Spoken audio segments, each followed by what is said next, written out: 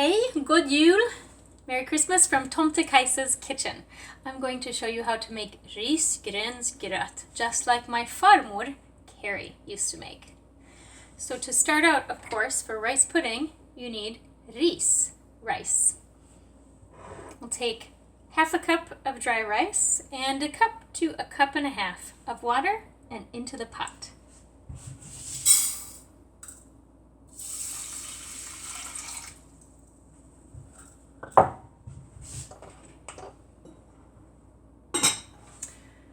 And now the hardest part, waiting. Oh, I almost forgot. Smør. You need butter to make a really good risgrynsgrot. So, along with our water and our rice, we'll put a tablespoon of butter in to cook. That will make it nice and tender.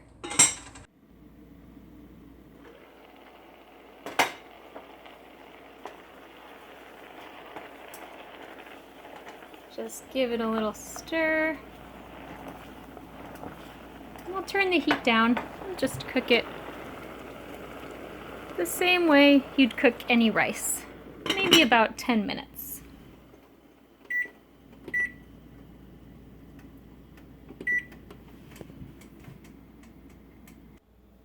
Just what exactly do you need to make rice pudding?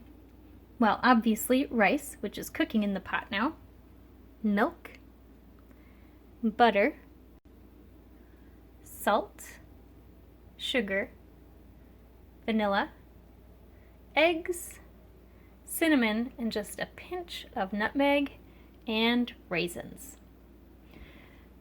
The water's heating up right now to make those raisins nice and plump. We'll soak them before they go in with the rice pudding. I can tell that the teapot is almost done. So we'll take this cup of raisins and let them soak in some hot water so they get nice and plump.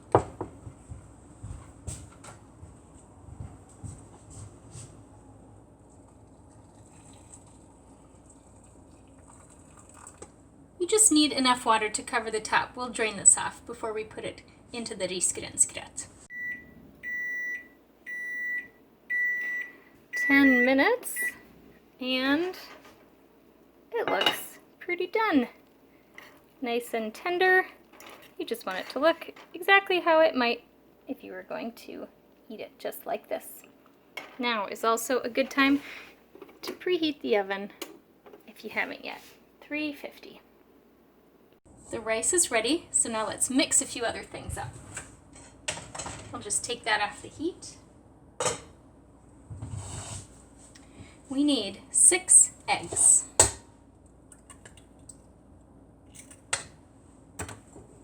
And 2, 3,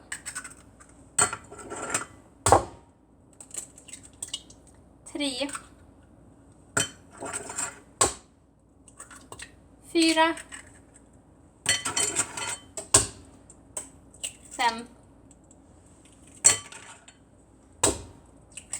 6.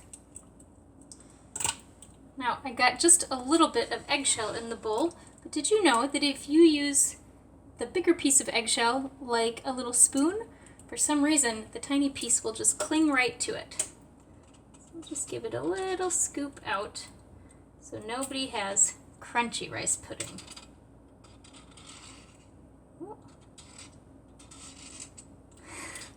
Well, normally it comes right out. Okay, we have 6 eggs, and we'll whisk them up.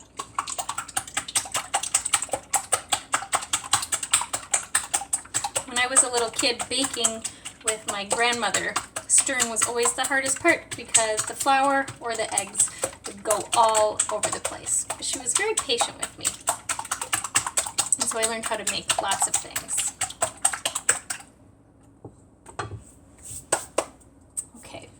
We need half a cup of sugar.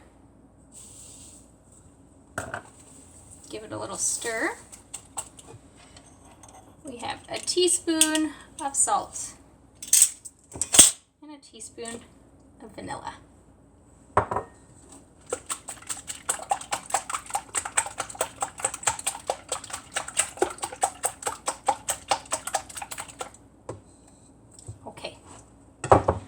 So the eggs are ready, and now we get to start putting everything together.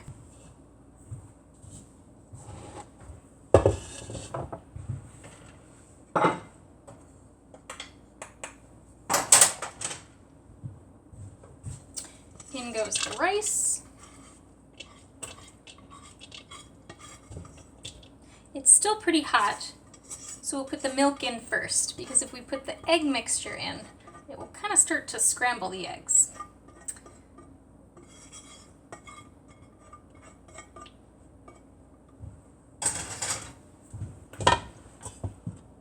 Next we have 6 cups of milk. Obviously, whole milk is the best. You're making Risgrynsgrot to keep your Tomte happy. You don't want to skimp.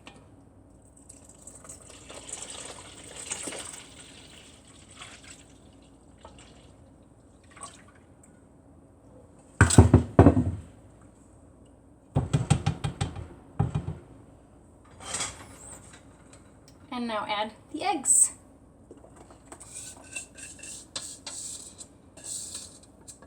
The sugar needs to be mixed in a little more, but that's just fine.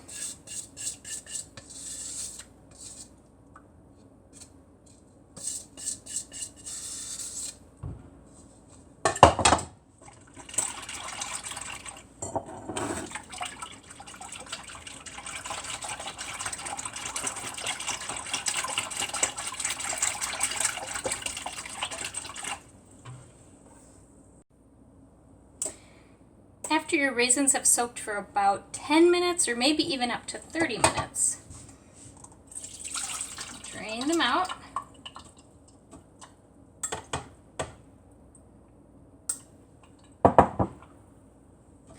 And then put them right into your baking dish.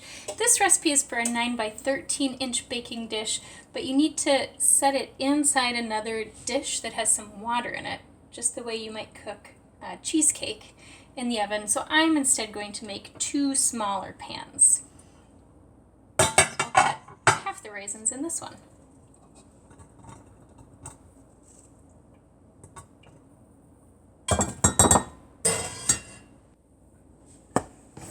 Okay, we're almost there.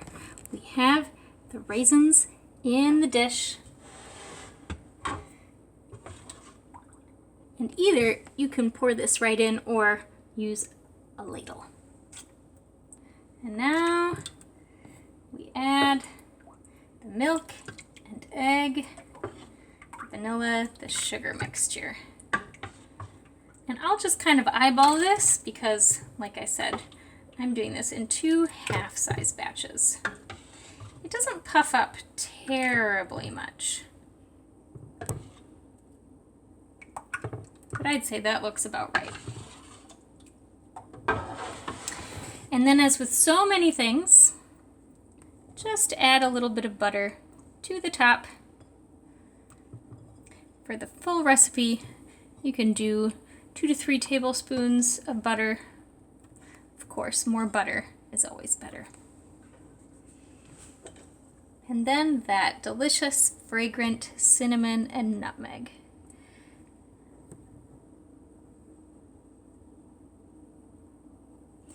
I know that some families stir their rice pudding. And the first time I made a recipe that I found somewhere else, that's what I did, and I was shocked when it came out of the oven and did not look at all like my family's rice pudding, which has a nice rice layer on the bottom and a custard layer on the top, and this lovely freckling of cinnamon and nutmeg. Okay, almost ready. Now, to help it cook evenly, we'll pour water into the bigger casserole dish. Just let it come up the sides. You can also do this part once you've put the pan into the oven, because it is a little tricky to move a casserole dish full of water and rice pudding into the oven.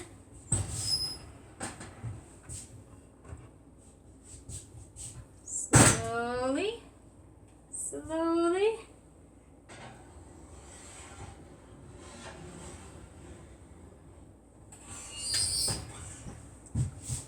And now we wait. This is a good time if you have any pepparkakor or other Christmas cookies to have a little fika. It's done! You can tell by a couple of ways. When you give it a little jiggle, it goes jiggle, jiggle, jiggle, jiggle, jiggle, jiggle, instead of splashing all over. It kind of holds together. And by taking a butter knife and just inserting it in, you can see that it's pretty clean. God jul och gott nytt år. Enjoy your Risgrynsgrot. And remember to leave some out for the tomte.